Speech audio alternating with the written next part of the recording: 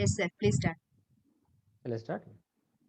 A very good morning to our Additional Director, Madam, Srimati Isharani, Madam, Joint Director Sarojini Devi, Madam, webinar team members, principals, my dear colleagues, and dear students. I myself, MD Mujibur Rahman, Principal of Telangana Model School, Gavichalla, takes pleasure in inviting you all for today's webinar session on economics first year. So the thing is, we are very pleased that once again the sessions have been started, and I must admit here that we are highly thankful to our Additional Director and Joint Director Model Schools for showing concern, worry in making the students to pass the examination, to score in the examinations. As part of that, we all came with a strategy to take up the preparation of the revision classes, the presentation of the revision classes, so that in this critical moment, in this crucial moment, students can go through the papers easily, the questions easily, and attempt in the examination. So we're very pleased that these efforts have been made by all of us, and as part of that, this today's session is being conducted. So in today's session, first year economics, the exam pattern, the pattern of examination, how the weightage of marks is given to different topics, different units in the subject, and also the revision of some long answer questions will be taken up. So students, from your side, lot of hard work, lot of efforts are required. You see that there is less time now. You have to plan accordingly. There is hardly a month left over. So manage your time properly, stay committed, stay focused. That's all is required from your part to get through the examinations. So hope all of you will achieve success in the forthcoming examinations. Now to present today's topic, I take pleasure in inviting AYAZ Khan, Mohammed AYAZ Khan, working as a postgraduate teacher in economics in Telangana Model School, Venkatapur, Mulug district. So sir has a lot of rich experience. Sir has nearly 16 years of experience in teaching in colleges, different colleges and schools. And also sir has done his post-graduation in economics from Kakatiya University and a BEd from this Kakatiya University. So the thing is, sir is having a vast experience, and also sir is working in the different fields in different in charges in the school. And sir is also a my choice, my future coordinator in school, guiding the students in their career options. So now I take pleasure in inviting sir for this particular session. Over to you, sir. Yes, sir. Thank you, sir. Good morning to the webinar team. Good morning to the Additional Director, Joint Director, my colleagues, and my dear students. Myself, Mohammed AYAZ Khan, PGT Economics from Telangana Model School, Jawahar Nagar, here to present you the economics webinar session, first year revision examination preparation.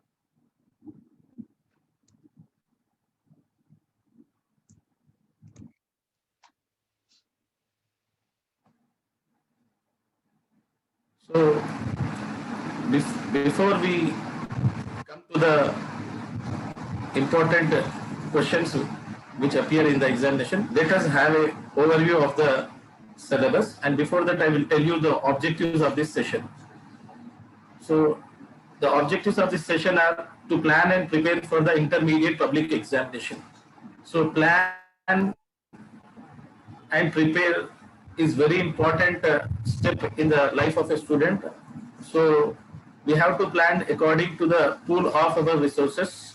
That means whatever the time is left over is very little time, because due to this pandemic situation, we got very less time, and mostly online classes, 80% syllabus has been completed, and recently 20% syllabus has been taught by the teachers in the offline mode.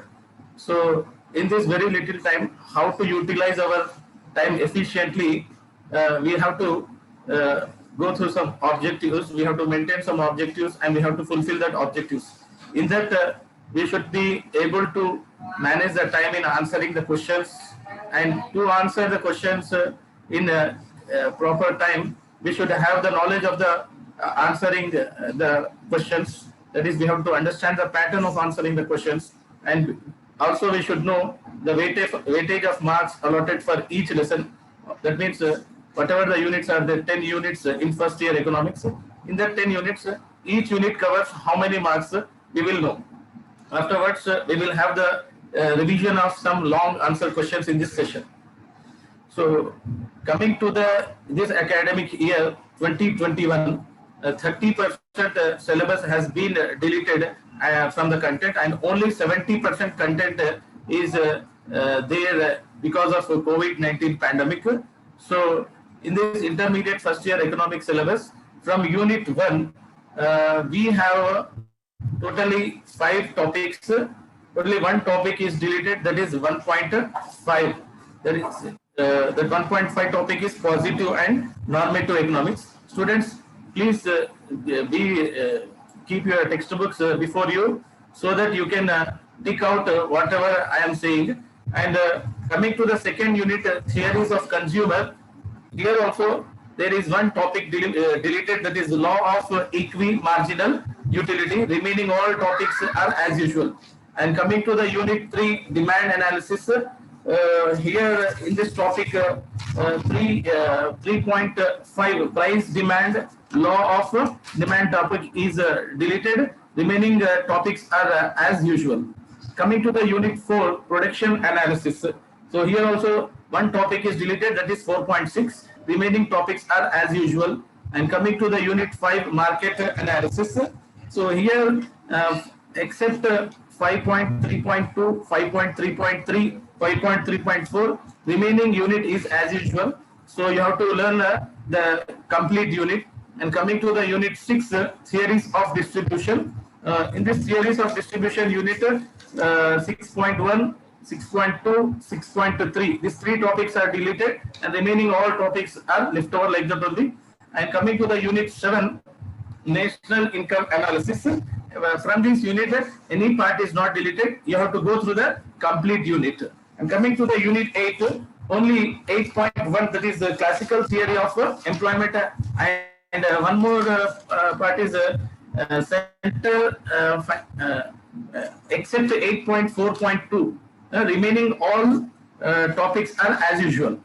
And next, coming to the unit 9, that is money, banking and inflation. So part C, in that part C also, inflation and definitions and types, causes and effects of inflation, this part has been deleted. Remaining topics are as usual. Coming to the unit 10, basic statistics for economics, only 10.4, and in 10.5, only in 10.5, subtopics like 10.5.3 and 10.5.4 has been deleted. This deletion is only applicable for this particular academic year 2020-2021. Coming to the exam analysis. So coming to the exam pattern, you all know, children, that the time limit for our intermediate public examination, for each exam we have 3 hours. That means totally 180 minutes we have. So in that we have totally 3 sections. That is section A, section B and section C. So section A is meant for long answer questions. So this time, due to the COVID-19 pandemic, so choice has been increased. Comparing to the past papers, in first section we used to have only 5 questions. But this time, to reduce the burden of the students, the Board of Intermediate is giving extra choice. That is, you have to attempt 6 questions will be given, 6 essay questions, 6 long answer questions will be given. Out of that, you have to attempt 3. Whatever the attention is there, that is the same, but choice has been increased. So each question carries 10 marks, that is equal to 30 marks. So this section A is a crucial section which would decide the fate of the student. If suppose you have prepared below average also, if you go through these units if you go through this section properly and if you place your answers perfectly according to the points which I am going to guide further, then definitely you will get a 10 out of 10 for each question and you may get 30 marks. And after that, if you attempt a little bit 2 marks questions, then at least passing marks you will have. This is for below average students. Whereas the above average students, if they attempt all the 3 questions, according to my points, what I am saying, you will get 30 out of 30 marks. So here time management has already, at the starting of the session, we have discussed that time is very crucial during the writing the answers. So we forget the time and later we bury that other questions will be left over. So in order to avoid that confusion, we have to balance the time. That is, for example, 3 questions are there. So for 3 questions, for each questions, you allot 20 minutes. That means to complete the section A, it will take 60 minutes of time. So later section B, if you come, here you have to answer 8 questions out of 16. Normally, when in the previous years, only 12 questions used to be given, but this time, due to this pandemic situation, extra choice has been given. So you have to attempt 8 questions out of 16 questions. Here, this is also a very crucial section which gives you 40 marks. That means each question carries 5 marks. And here also you allot the time for each question as 10 minutes for each question. If you allot, it takes nearly 80 minutes to complete this section. And next, coming to the section C, this is also a very crucial section. In this, we have to attempt only 15 questions out of 25. In the normal years, there used to be only 20 questions. Out of that, you used to write 15. But this time, due to this pandemic situation, we have 25 questions. Out of that, you have to attempt 15. And these are very short answer questions, and each question carries 2 marks. And this is also a very important section to score good marks. So after attempting these 3 sections, that is first section if you allot 60 minutes, and second section 80 minutes, and third section 30 minutes, totally it will become 170 minutes. So still 10 minutes will be left over. So this 10 minutes you have to use before starting the examination, 5 minutes for reading the question paper thoroughly, so that you will come to know that which questions you can attempt very fast without any doubt. First you attempt them, later you go for the doubtful one. And one more 5 minutes, you check your answers after writing whether you have attempted all the answers or not, so that to avoid the last minute hurry confusion. So unit wise marks, if you see, we have totally 10 units to learn, as already I told you. In that unit wise marks, if you take the first unit, introduction to the economics, nearly 14 marks have been covered from this unit. So in this 14 marks, we have 2 5 marks question and 2 marks question. That is 2 short answer questions and 2 very short answer questions. So altogether 14 marks question. Long answer question is not expected from this unit. By observing the past question papers, we have made this expectation. Coming to the second unit, theory of consumer behavior. This is also a very crucial unit which gives you nearly 19 marks. That is 1 long answer, that is essay question, 1 short question, and 2 very short questions. Altogether, we have 19 marks questions from this unit. Coming to the third unit, demand analysis. This unit also carries nearly 16 marks. That is 2 short answer questions, 3 very short questions, altogether 16 marks. Coming to the fourth unit, production analysis. Here we have 1 short answer and another is very short answers, altogether 7 marks. And market analysis, 5th unit. Here we have 12 marks coverage. That is, 1 is essay question, that is long answer question, and another is very short questions.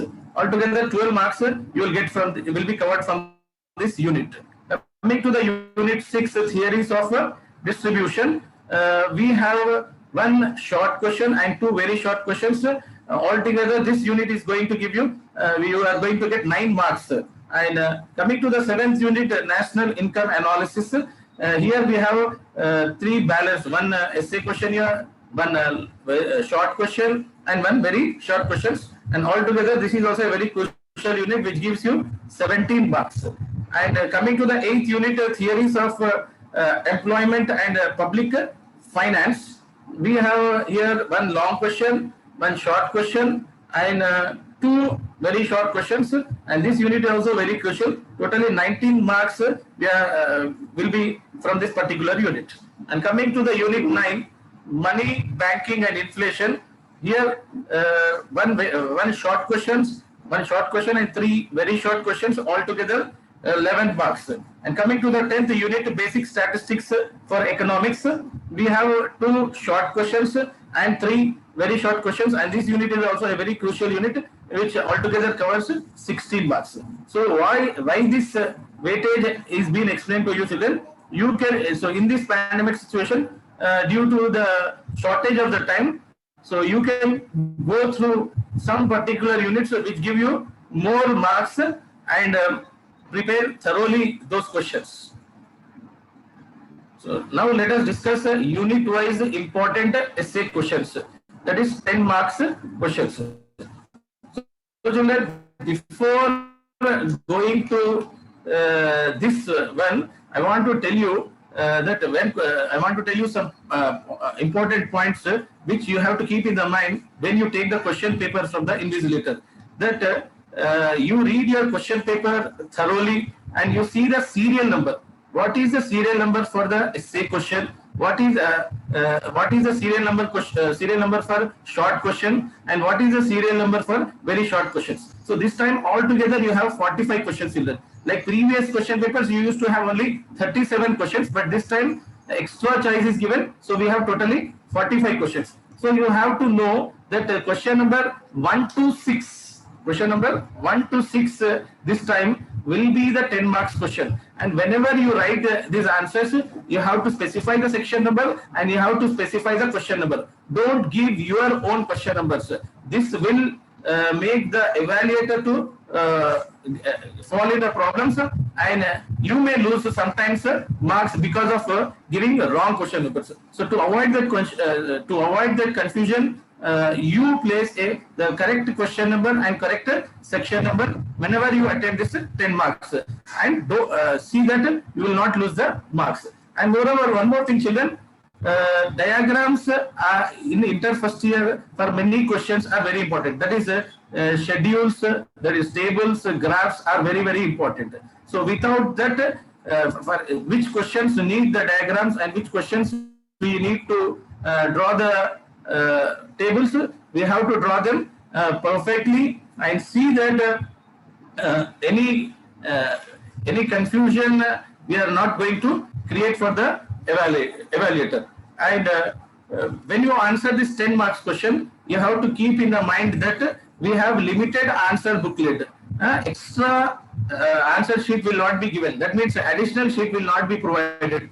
So you have to confine your answer. It doesn't mean that you have to precise and write completely, or you have to elaborate it completely. You have to maximize and you have to write these questions answer not exceeding the 40 lines. If you exceed the 40 lines, what happened? At the end, you may not get the place to attempt the remaining questions.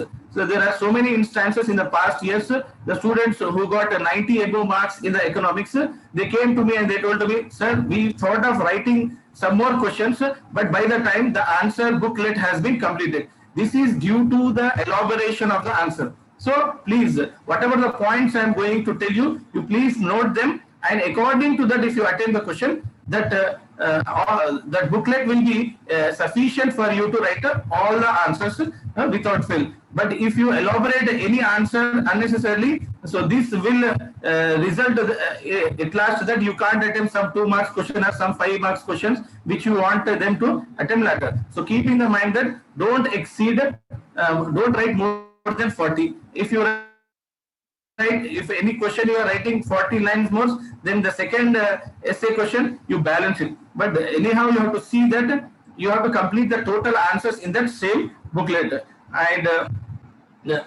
coming to this 10 marks questions, long answer type questions, there are some important questions which I will tell you from each particular unit. So the first question, that is describe the law of diminishing marginal utility, explain its importance and its limitation. It is from the unit 2, theories of consumer behavior. Please note down this, children. And this is a very important question which is asked in almost all IP examinations. Previous question papers, if you check, this question is always there. And coming to the one more second important question from this unit is illustrate the consumer's equilibrium using the indifference curve analysis. This is also from the unit 2, theories of consumer behavior. Coming to the unit 3, we don't have any long answer question which is very important or asked in the previous years. Coming to the unit 4 also, production analysis, there is a very less scope of getting the long answer question. Coming to the unit 5, we have another important question which is critically examine the law of variable proportions. And coming to the unit 5, market analysis. Market analysis, we have an important question, describe the classification of markets. And the next important question from the is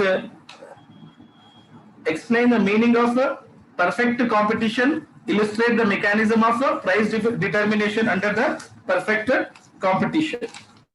And this is also from the unit 5. And coming to the unit 6, we don't have any important essay question. And coming to the unit 7, national income analysis. What are the various methods of calculating national income? Explain them. This is a very, very important question from the previous years.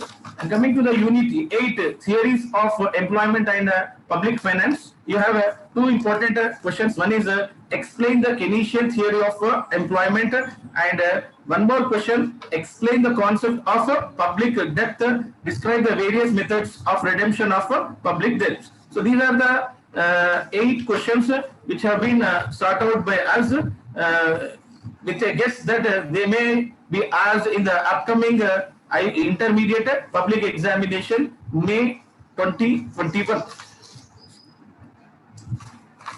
Coming to the unit 1, introduction to the economics. As I already told you that mostly expected questions are 5 marks question and 2 marks question, and there is very little scope for 10 marks question. Coming to the unit 2, we have theories of consumer behavior. We have a very important question which is asked in the previous public examination, that is describe the law of diminishing marginal utility, state its importance and limitation.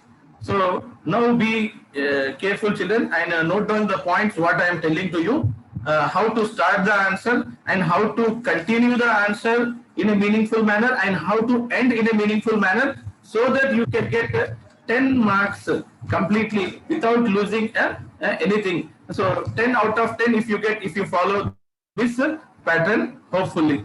So when this question, law of diminishing marginal utility, is asked, you have to start it with the introduction. So introduction, coming to the introduction, we have to introduce some important points like this should be written compulsory. The start should be like this. The law was first given by H.H. Gosson in 1854. Even you can add that J1 called it as Gosson's first law.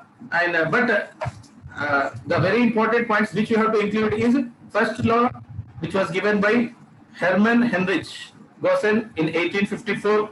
Later you have to include the point Alfred Marshall popularized this law and analyzed it in a scientific manner. So this is the introduction part. So mostly for this introduction part, you will get 2 marks nearly. And next we have to move to the definitions. So there are so many definitions in the textbook one definition is Alfred Marshall definition, another definition is Kenneth E. Boulding definition. So I have taken here the Marshall's definition. Marshall stated that the law as an additional benefit which a person derives from a given increase of his stock of a thing diminishes with increase in stock that he already has. So hope you are understanding this definition. As already we have discussed in our previous webinar session very elaborately about this topic, that whenever the consumer start consuming the additional benefit due to the increase of the stock, the marginal utility, total utility increases, but the marginal utility goes on diminishing. So what happens when a consumer takes more units of goods? Extra satisfaction. There is marginal utility is what? Extra satisfaction which he gained from the succeeding by consuming the succeeding units will go on falling. Falling means it will become less. This law help us to understand the behavior of consumer. That is in our daily life, how the consumer react to the consumption. This law help us to identify the behavior. And next, we will understand from this law that additional satisfaction obtained is called marginal utility, which is already told to you. And marginal utility diminishes. What is marginal utility? Please keep in the mind that marginal utility is different from the total utility. Marginal utility is the extra satisfaction which we derive by consuming the successive units. So next we have to write assumptions for this law, and assumptions, before you write assumptions, you have to understand the meaning of this law. So this law is explaining about the behavior of consumer in a single good. And this law analyzes consumer behavior in case of single good. That means if a person goes on consuming more and more units of commodity, what will happen? The additional utility he derives from the additional units of the commodity goes on diminishing. So in this law, we will understand the human behavior. So human behavior, how the human behave. Let us see the, you will understand the by the assumptions of the law, you will understand the behavior of the consumer here.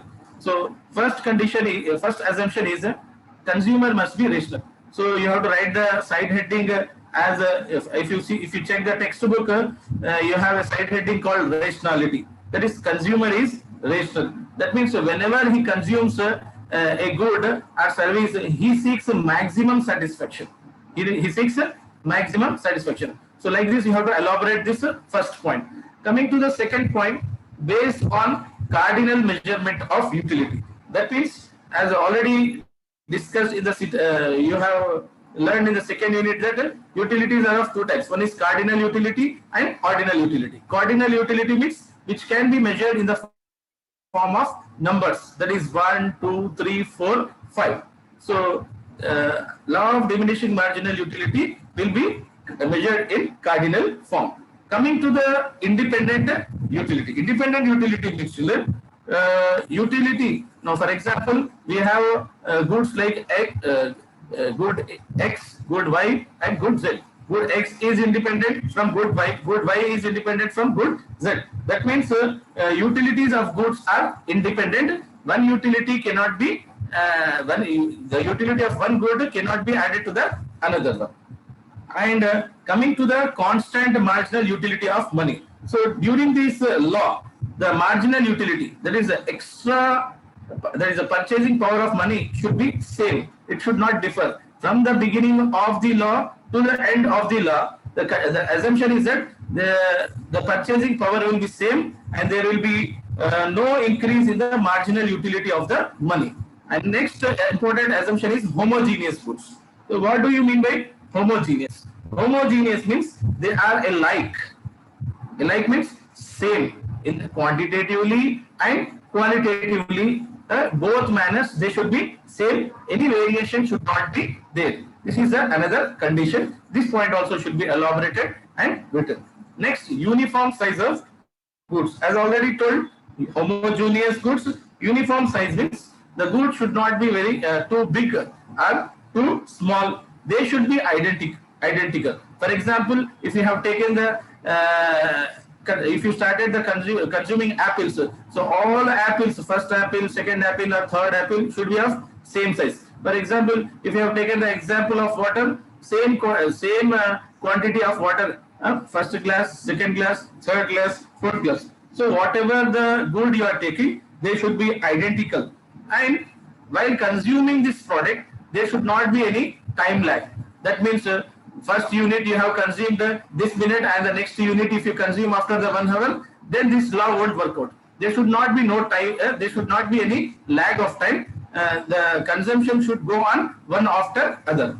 And another important thing is the commodity which you are taking in this law, it should be divisible. It should be divisible easily. And from the beginning of the law to the end of the law, there should not be change in consumer behavior. The behavior of the consumer should be constant. And the very important thing is that to do all this, to involve in all this, the consumer should have the full knowledge of the market. Without the knowledge of the market, he cannot make a correct choice. And choice is a very important subject of our economics. So these are the assumptions of the law. Note down this, children. And this 10 assumptions has to be written, and they should be little in a brief manner. They should be elaborated. Complete. You should not go on writing examples. Examples are only given to understand the term. You just add a few lines before the side headings. The assumptions will be completed. These assumptions should be explained with the help of a table. For example, we are taking a good called X. So how many units of X we are taking here? Totally 6 units. So when unit 1 is consumed, what is the total utility? Total utility is 40. Then what is the marginal utility? So to get marginal utility, we have to minus the present utility from the previous utility. So before this, there was no consumption. So 40 minus 0. So in this case, the consumption of the first unit, total utility and marginal utility will be same. That is 40 minus 0. And coming to the second unit, the total utility has become 70, and marginal utility, that is 70 minus the initial utility. What is the initial utility? Initial total utility 40. 70 minus 40, 30. So like this, you have to completely draw this table. It is a hypothetical table. You can even change the values, but the sequence should be like this. The third unit, you can see here 90, and 90 minus the initial utility, that is initial total utility is 70, that is total marginal utility is 20. So what we have to observe here is total utility is increasing and marginal utility is decreasing. Total utility is increasing in a diminishing pattern, and at one stage it came to the maximum, whereas the marginal utility, it went on decreasing, and at one stage it became negative. So this has to be explained with the help of a graph. So when you one very important point here you have to note down when you draw the graph, children. Graph you draw with the help of a pen or pencil, but when you use pen, you should be sure that you are perfect in drawing. If not, better to use a pencil, which should be an extra dark pencil, because when your answer sheets are carried for evaluation, due to the wear and tear, sometimes what happens, if you use the light color pencil, the graph may show light. Due to the poor light, the evaluator may not understand. So better to use a extra dark pencil. And when you draw the graph, see that x-axis and y-axis you are pointing out. Don't just draw the horizontal and vertical line and leave off. Name the horizontal line, there is x-axis, and vertical line as a y-axis. So be sure. Most of the students do mistake that what should be taken on the x-axis, they take on the y-axis, and what should be taken on the y-axis, they will take on the x-axis, and this will make the graph wrong. So always remember that quantity should be taken. Quantity. What quantity? Quantity of the good X. That should be taken on the X-axis, and total and marginal utilities. Total and marginal utilities in the previous slide I have told you that is 40, 70, 90, 100. So this should be taken in the Y-axis. So both the graphs should be drawn, and you get here two curves. That is, one is the total utility curve and another is marginal utility curve. So you have to explain the total graph in point wise. Then next we go for the limitations of the law. So every law has a limitations. So there are limitations or exceptions, we can say. So here already discussed in the assumptions that goods are indivisible. Goods are indivisible, and coming to the limitation of the law, the consumer is rational. Already we have discussed, and non-availability of goods not applicable in complementary goods, not possible to measure utility, and consumer is not always rational. And rational means it is not compulsory that that he should get satisfied in all the when he consume all the units. It happens that in some consumption of other units he may not get the maximum satisfaction. And another thing is that marginal utility of money may not be constant. It may change from time to time, and consumer does not have, it is not compulsory that all the consumers should have the perfect knowledge of the market. So these are the limitations which has to be written. And one more thing, as already discussed, this law will not work if the commodities are not homogeneous. And as already discussed that the goods should be identical and they should not be too small or too big. If the size will increase, then this law will be not applicable. And if the size will be completely decreased, this law will not be applicable. And one more thing, if the consumer's income changes, then if the consumer taste also changes, this law does not work out. And another thing is that in some extraordinary goods, like in the matter of diamonds, hobby goods like stamp, this law won't work out. But because in acquiring this type of goods, people have a lot of greed.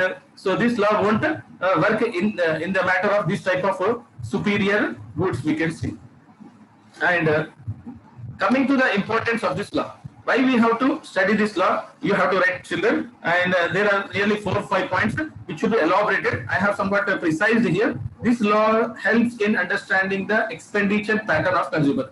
That means the income what the consumer gets, how he is doing the expenditure in order to satisfy his unlimited wants, and even helps the consumer in balancing between saving and consumption, because savings are also very important. If a consumer will manage his consumption, then only he can save, because savings will help us for investment. If there are no saving, there is no investment. If there is no investment, there is no new production. If there is no new production, there is no employment. So this is a connection between the savings and the production and employment, and helpful to producer in production. So by understanding the behavior of consumer, the producer will be in a position to understand that what we have some 4 basic economic questions: what to produce, how to produce, where to produce, for whom to produce. This will be decided,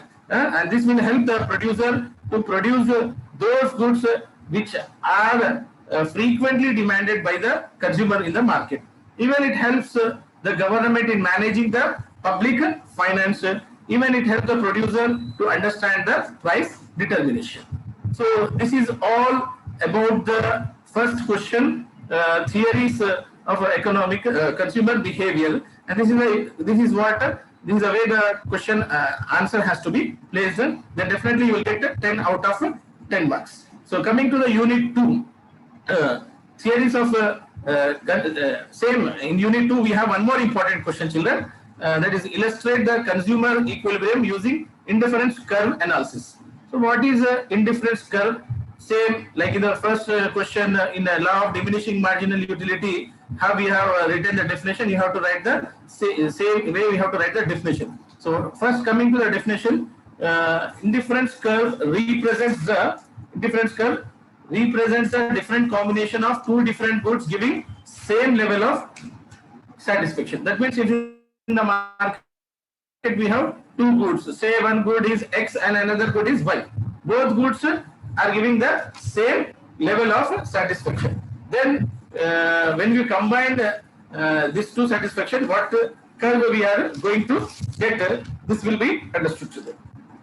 Next, this concept was used by F.Y. Edgeworth, later it was developed by J.R. Hicks. It is based on ordinal utility concept. So previous law of diminishing marginal utility, I told you that it is a cardinal utility concept. This is a ordinal. Ordinal means we have to give the ranking. Means which good is giving more satisfaction and which good is giving less satisfaction.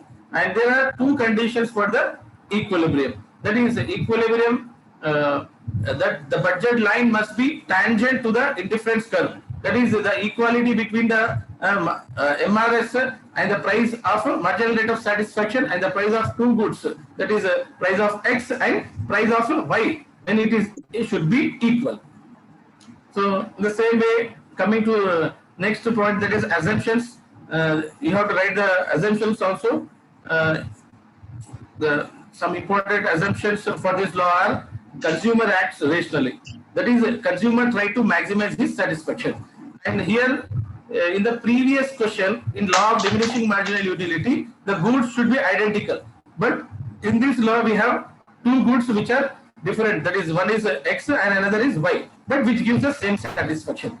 And another one is consumer can only rank utility but can't measure. That is, ordinal measurement is there here, cardinal measurement is not there. And price of goods are constant.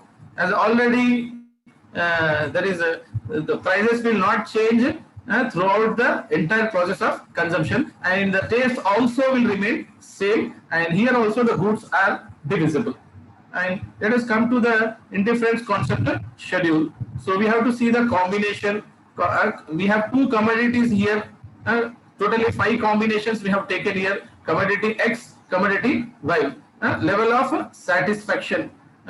So if commodity X satisfaction is decreasing, commodity Y satisfaction will increase, and commodity Y satisfaction decreases, commodity X satisfaction will increase. So this will be the level of the satisfaction for the commodity X and commodity Y in 5 different combinations.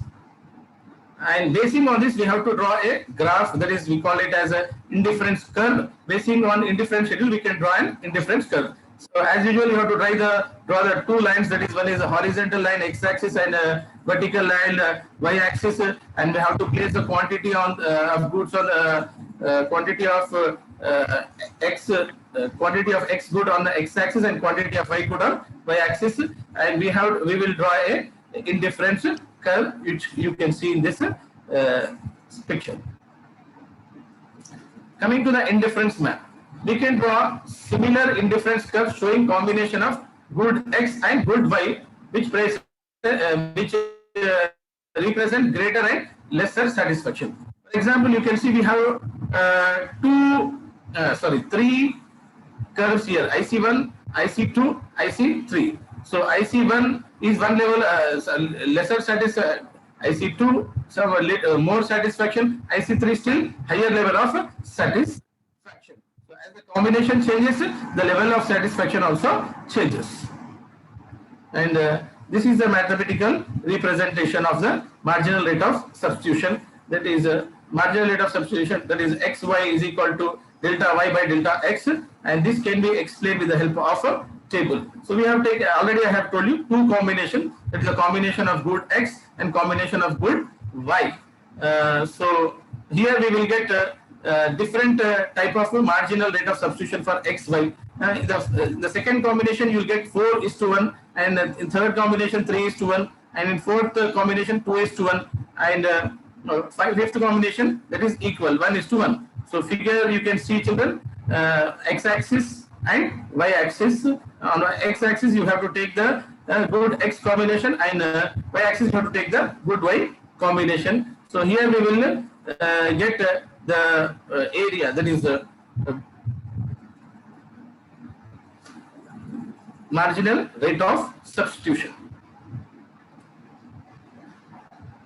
Next, unit third, we don't have any important question. So let us go for the unit 4, that is production analysis. Critically examine the law of variable proportion. So here also same, you have to start it with the introduction. In the introduction, you have to explain input-output relationship in short-run period. That means the production has to be, in order to increase the production in short run, what changes we have to bring in the inputs. Then, so like fixed inputs like land, machinery is denoted by K, and variable inputs like labor, raw material are denoted by L. And this law is formulated by Marshall. So little bit you have to elaborate this introduction part. Later we have to come to the definition. So this law, the law tells that when more and more units of variable inputs are employed to given fixed inputs, then total production increases rapidly in the beginning, then at diminishing rate, and then it falls. That means in order to increase the production, we have to change some factors which can be which are variable. Variable means which can be changed in the short period of time, and there are some factors which we cannot change in the short period of time, like fixed inputs. We call them as like capital is there. So according to the type of production, the fixed inputs and the variable inputs will differ. And coming to these assumptions, this law operates in the short run because we are planning to increase the production in short run by changing some of the inputs which can be changed in the short period of time. Not all the inputs, only few inputs, and those inputs are called as variable inputs, and which we cannot change. They are called as fixed, variable factors we call them, and which we cannot change them, we call them as fixed factors. And the techniques of production remain constant. That means in short period of time, it is highly impossible to change the technology. So technique of production is a fixed factor here. And coming to the labor factor, alone is variable, and all other factors production are constant. That means in short period of time, in order to increase the process of production, that is in order to increase the quantity of production, we can change only labor. Remaining all factors of production, that is capital, organization, management, and whatever are there, they will be constant. And next come to the variable factors which we changed, which we are changing in order to increase the production. They should be homogeneous. They should be homogeneous. They should be similar. And it is possible to use various amount of variable factors with fixed factors of production. So the factors which can be changed, they are called as variable factors, and the factors which cannot be changed, we are called it as fixed factors. But at last, in order to complete the process of production, we have to mix, that is, we have to join the variable factors with the fixed factors in order to complete the process of the production. And this product, the products whatever are produced will be measured in the physical units. That means they are in a tangible form. Explanation of the law with the help of the table.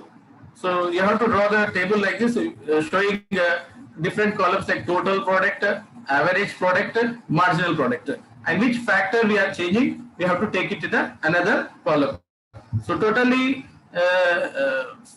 when the variable factor is 1, the total product is 8, average product is 8, marginal product is 8.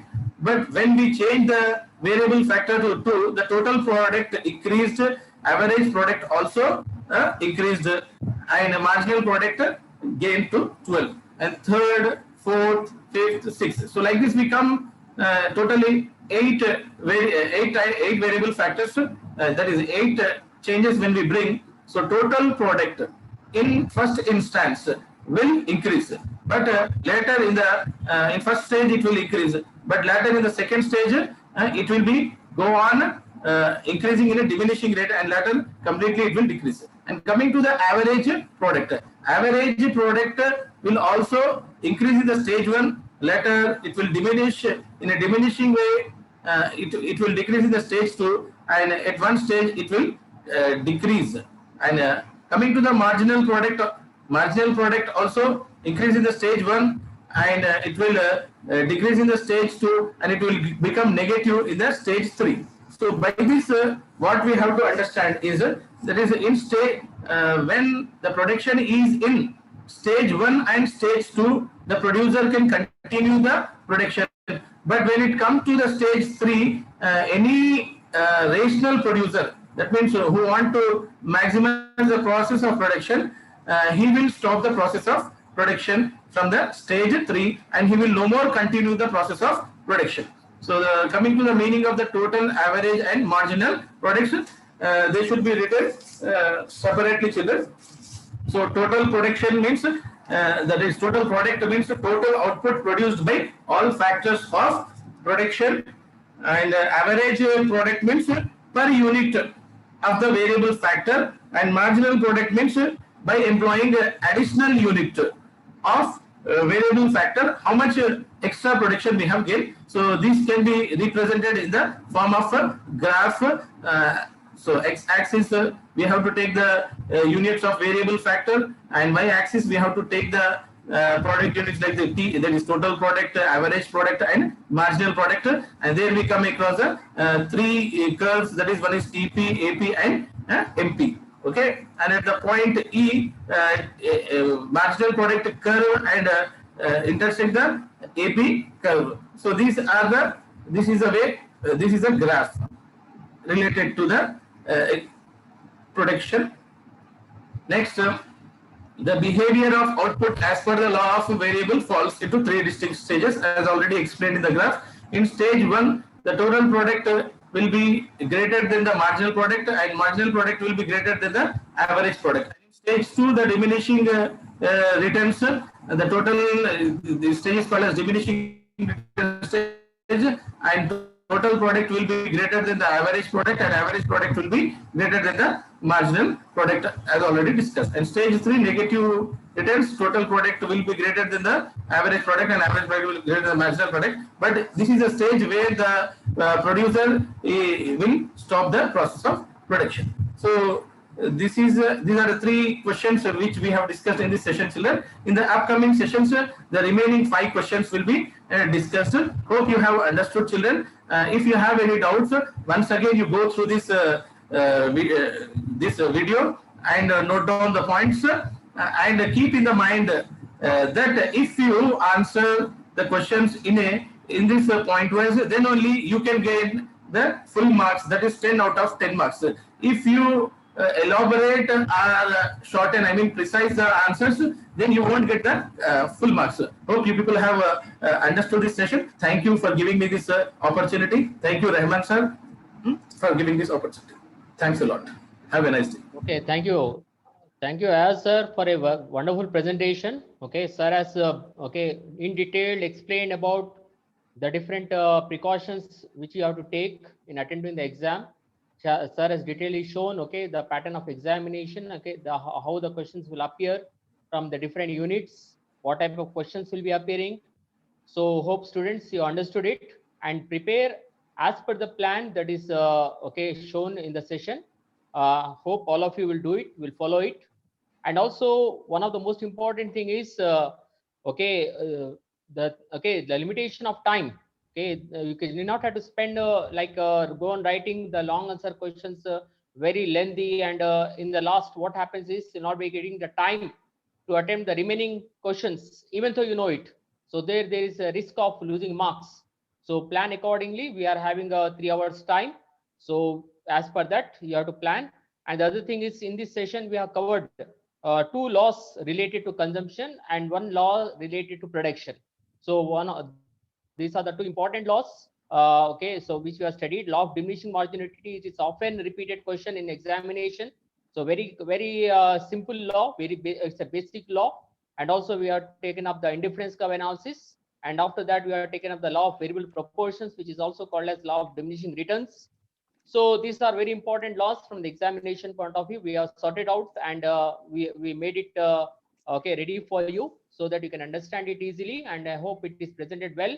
It has been received by you well.